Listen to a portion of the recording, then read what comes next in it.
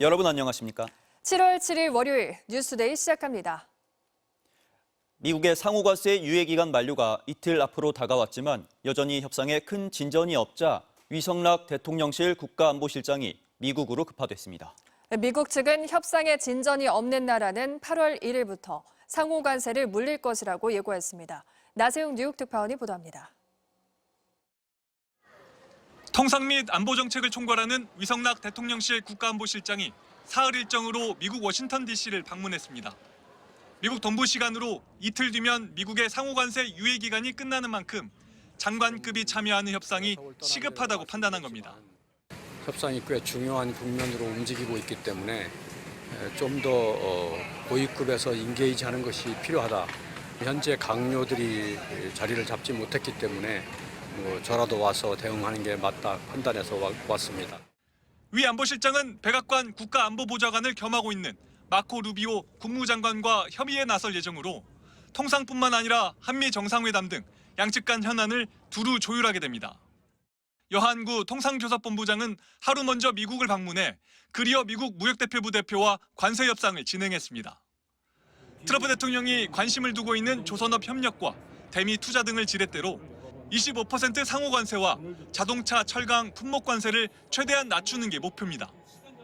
미국 관세 정책을 주도하고 있는 베센트 재무부 장관은 오늘 협상에 진전이 없는 나라들에 당초 발표한 상호관세율을 부과한다는 서한을 보낼 것이라고 재차 예고했습니다.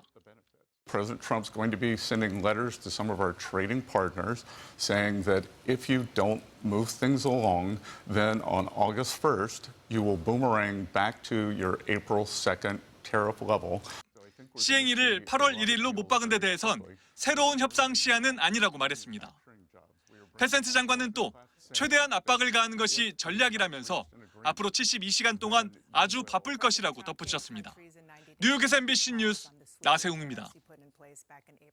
내란 우두머리 혐의를 받고 있는 윤석열 전 대통령이 다시 구속될 수도 있는 상황이 됐습니다.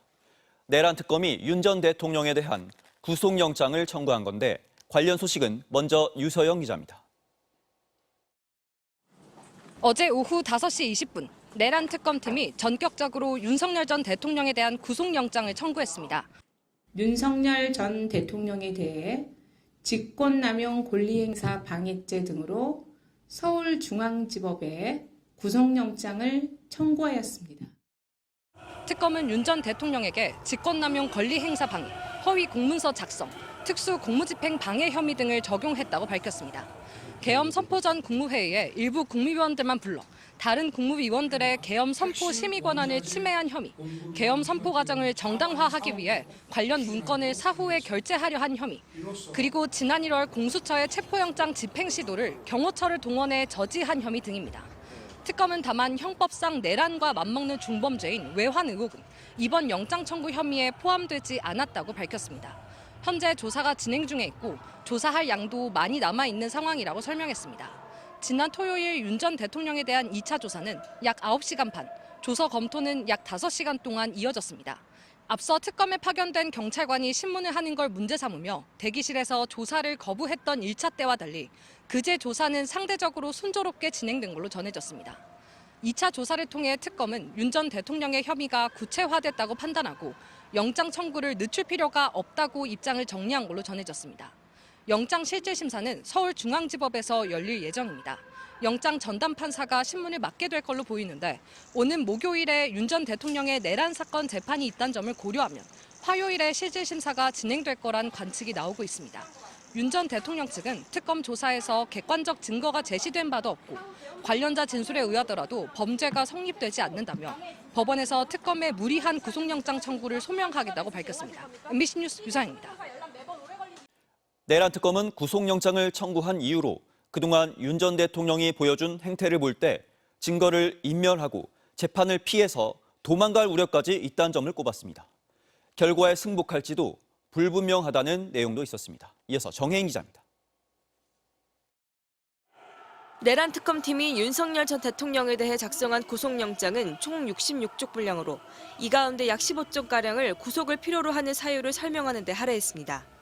특검팀은 특히 윤 전 대통령이 도망할 염려, 증거인멸 우려 등 구속 사유가 명백히 존재한다고 강조했습니다. 그동안 사법 시스템에 대해 보인 비협조적, 부정적인 태도를 종합해보면 수사와 재판을 피해서도 도망할 염려가 매우 높다는 겁니다. 계엄 선포문을 사후에 허위로 작성하고 여인영 전 국군 방첩사령관 등 3명의 비화폰 통화 내역 등을 삭제한 범행 등에 대해 그 자체가 증거인멸이라고 지적했습니다. 또 전직 대통령이자 사법의 전문가로서 사건 관계인과 접촉해 유리한 방향으로 진술하도록 회유할 가능성이 매우 높다고도 했습니다. 특검팀은 윤 전 대통령이 지난 1월 공수처의 체포영장 집행을 저지하면서 대통령 경호처에 외부의 총기를 드러낸 채 순찰 업무를 보라고 지시한 혐의도 적시했습니다. 공수처의 2차 체포영장 집행 시도를 앞두고 윤 전 대통령은 관저에서 김성훈 전 경호처장과 이광우 당시 경호본부장 등과 오찬을 하면서 총은 경호관이 경찰보다 훨씬 잘 쏜다며 총을 갖고 있다는 걸 보여줘라라고 말한 것으로 특검은 파악했습니다. 윤 전 대통령은 앞선 2차례 대면 조사에서 혐의를 전면 부인하며 특히 위법한 영장 집행을 저지한 것은 특수공무 집행 방해에 해당하지 않는다고 주장했습니다. MBC 뉴스 정혜인입니다.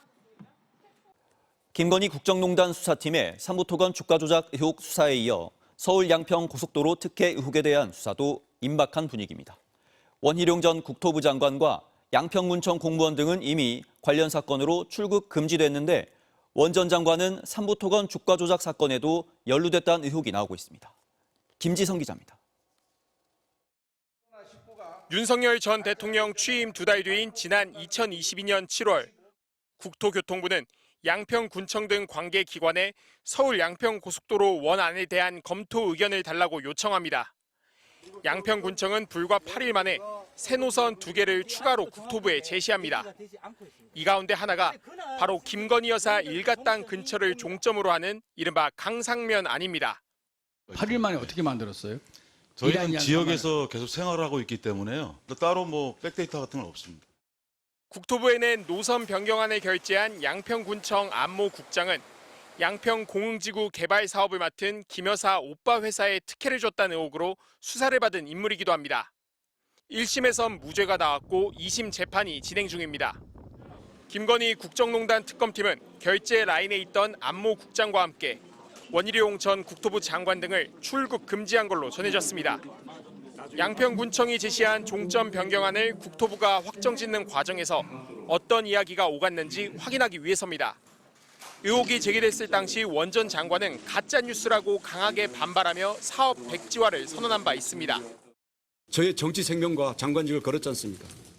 민주당은 민주당 간판을 거십시오. 이재명 대표 민주당 간판 걸고 붙읍시다. 원 전 장관은 삼부토건 주가 조작 의혹의 시작으로 알려진 지난 2023년 우크라이나 재건 포럼에도 연루돼 있는 상황. 원 전 장관 조사는 결국 시기의 문제일 뿐 김건희 여사 출석 전에 이뤄질 수밖에 없을 것으로 보입니다.